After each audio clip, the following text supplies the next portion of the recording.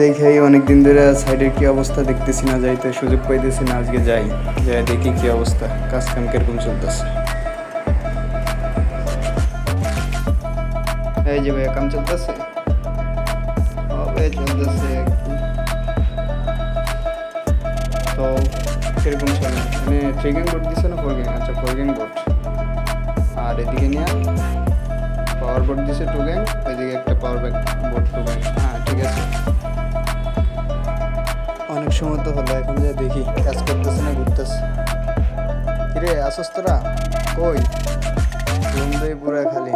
ও কাজ করে গেছস, পাইপ লাগাইছিস?